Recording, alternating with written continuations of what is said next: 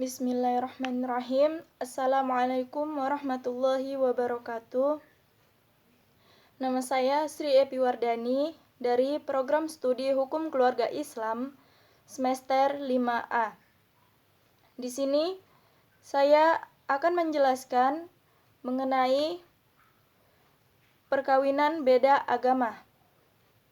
Menurut pasal 1 Undang-Undang Nomor 1 Tahun 1974, perkawinan adalah ikatan lahir batin antara seorang pria dan seorang wanita sebagai suami istri dengan tujuan membentuk keluarga atau rumah tangga yang bahagia dan kekal berdasarkan ketuhanan yang Maha Esa. Perkawinan beda agama menurut pemahaman para ahli dan praktisi hukum dalam Undang-Undang Nomor 1 Tahun 1974 secara garis besar dapat dijumpai yaitu 3 pandangan. Yang pertama, perkawinan beda agama tidak dapat dibenarkan dan merupakan pelanggaran terhadap Undang-Undang Perkawinan Pasal 2 Ayat 1, yaitu perkawinan adalah sah apabila dilakukan menurut hukum masing-masing agamanya dan kepercayaan itu. Dan pasal 8 huruf F bahwa perkawinan dilarang antara dua orang yang mempunyai hubungan yang oleh agamanya atau peraturan lain yang berlaku dilarang kawin. Maka dengan pasal ini perkawinan beda agama dianggap tidak sah dan batal demi hukum oleh pejabat pelaksana perkawinan. Yang kedua, perkawinan beda agama adalah diperbolehkan, sah dan dapat dilangsungkan karena telah tercakup dalam perkawinan campuran sebagaimana tertulis dalam pasal 57 Undang-Undang Perkawinan, yaitu dua orang yang di Indonesia tunduk pada hukum yang berlainan. Menurut pelaksanaannya dilakukan menurut tata cara yang diatur oleh pasal 6 PPC. Perkawinan campur dilangsungkan menurut hukum yang berlaku untuk suami, kecuali izin dari kedua belah pihak bakal mempelai yang seharusnya ada dengan merujuk pada pasal 66 UUP. Ketiga, UUP tidak mengatur masalah perkawinan antar agama.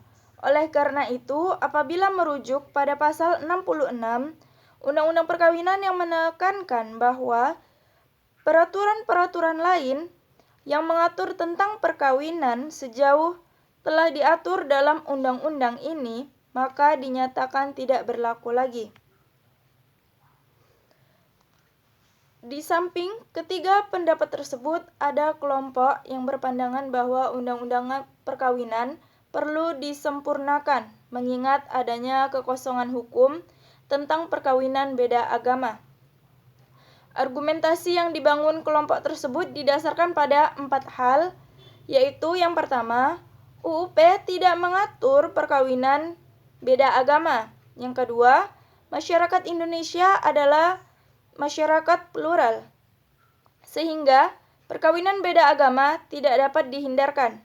Yang ketiga, persoalan agama adalah bagian dari hak asasi seseorang. Yang keempat, kekosongan hukum dalam bidang perkawinan tidak dapat dibiarkan begitu saja, sebab akan mendorong terjadinya perzinahan terselubung melalui pintu kumpul kebo. Kemudian, perkawinan beda agama menurut kompilasi hukum Islam. Kompilasi hukum Islam merupakan unifikasi hukum Islam yang berhasil disahkan pada tahun 1991. Kompilasi hukum Islam bukan merupakan sebuah undang-undang. Implementasi kompilasi hukum Islam bersifat fakultatif, yaitu ketentuan-ketentuan hukum Islam yang boleh dikatakan sebagai hasil ijtihad kolektif ala Indonesia yang tertuang pada Inpres nomor 1 tahun 1991 yang di dalamnya yaitu pada pasal 4 menjelaskan perkawinan adalah sah apabila dilakukan menurut hukum Islam sesuai dengan pasal 2 ayat 1 Undang-Undang nomor 1 tahun 1974 tentang perkawinan. Pasal 40 dilarang melangsungkan perkawinan beda agama antara seorang pria dengan seorang wanita karena keadaan tertentu. Yang A, karena wanita yang bersangkutan masih terikat satu perkawinan dengan perkawinan lain. Yang B, seorang wanita yang masih berada dalam masa iddah dengan pria lain. Yang C, seorang wanita yang tidak beragama Islam. Pasal 44, seorang wanita Islam dilarang melangsungkan perkawinan dengan seorang pria yang tidak beragama Islam. Pasal 61, tidak sekufu tidak dapat dijadikan alasan untuk mencegah perkawinan, kecuali tidak sekufu tertentu karena perbedaan agama atau ikhtilaf al-din. Dengan demikian, menurut penjelasan pasal-pasal tersebut bahwa setiap perkawinan yang dilaksanakan dalam wilayah hukum Indonesia harus dilaksanakan dalam satu jalur agama. Tidak boleh dilangsungkan perkawinan apabila tidak dalam satu agama.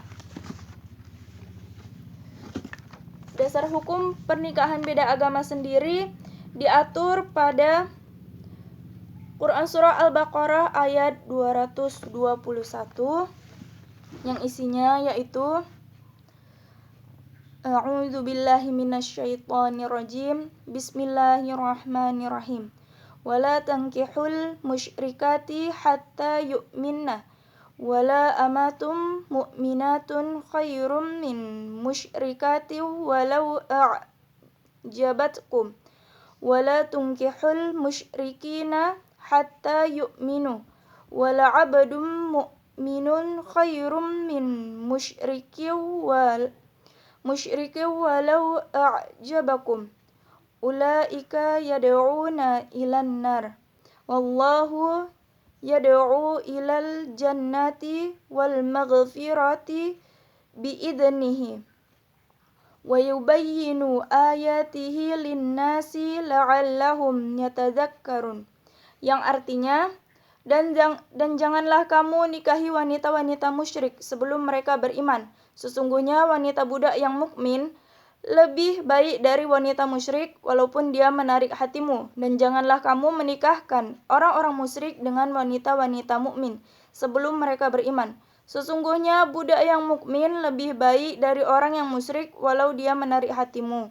Mereka mengajak ke neraka sedangkan Allah mengajak ke surga dan ampunan dengan izinnya, dan Allah menerangkan ayat-ayatnya, perintah-perintahnya kepada manusia supaya mereka mengambil pelajaran. Jadi, dari ayat Al-Quran tersebut dapat disimpulkan setidaknya bisa dipilah menjadi dua, yaitu yang pertama, bagi wanita muslimah tidak boleh menikah baik dengan pria musyrik maupun dengan ahli kitab. Adapun kedua, bagi pria muslim diberikan pilihan tidak diperbolehkan menikahi wanita musyrik, sedangkan menikahi wanita ahli kitab diperbolehkan. Di sini wanita non-muslim dibedakan antara wanita musyrik dan ahli kitab. Baik, dari sini dapat diberikan kesimpulan yaitu kita dilarang menikah dengan mereka yang non-muslim karena mereka bisa menjerumuskan kita ke dalam neraka. Sekian yang dapat saya sampaikan. Apabila ada kekurangan saya mohon maaf. Assalamualaikum warahmatullahi wabarakatuh.